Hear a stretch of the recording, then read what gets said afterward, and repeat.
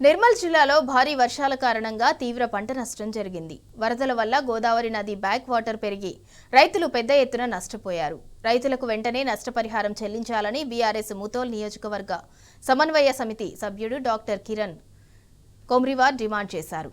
కేసీఆర్ 10 సంవత్సరాల పాలనలో ఎప్పుడూ యూరియా కొరత లేదని, కాంగ్రెస్ పాలనలో రైతులు కష్టాల పాలవుతున్నారని కిరణ్ మండిపడ్డారు. ప్రభుత్వం రైతులకు సరిపడా యూరియా బస్తాలను అందించి ఆదుకోవాలని, లేని పక్షంలో పెద్ద ఎత్తున ఆందోళన చేస్తామని ప్రభుత్వాన్ని హెచ్చరించారు కిరణ్. జిల్లా ముదోల్ నియోజకవర్గం మన బాసర మండలం మరియు ఇతర మండలాల్లో కూడా మొన్న 15 రోజుల నుంచి కురుస్తున్నటువంటి భారీ వర్షాల వలన బాసర మొత్తం మునిగిపోవడం జరిగింది. అందులో భాగంగానే కొన్ని వేల ఎకరాలు 4 నుంచి 5 వేల ఎకరాల పంట నష్టం జరిగింది రైతులకి. సో దాని గురించి నష్టపరిహారం ఇంతవరకు మనకు ప్రభుత్వం ఏది కూడా స్పందించలేదు. ఋతుమంత్రంగా ఏదో సర్వే చేసుకున్నారు, కానీ మంత్రులు వచ్చి ఏ మాట ఇచ్చినా కానీ, ఏ హామీ ఇచ్చినా కానీ రైతులు నమ్మే పరిస్థితిలో లేరు. ఎంత తొందరగా అయితే తొందరగా నష్టపరిహారం ఎకరానికి ఎంత అనేది మీరు డిక్లేర్ చేసి ఇమీడియట్గా రైతులందరినీ ఆదుకోవాలని చెప్పేసి విజ్ఞప్తి చేస్తున్నాం.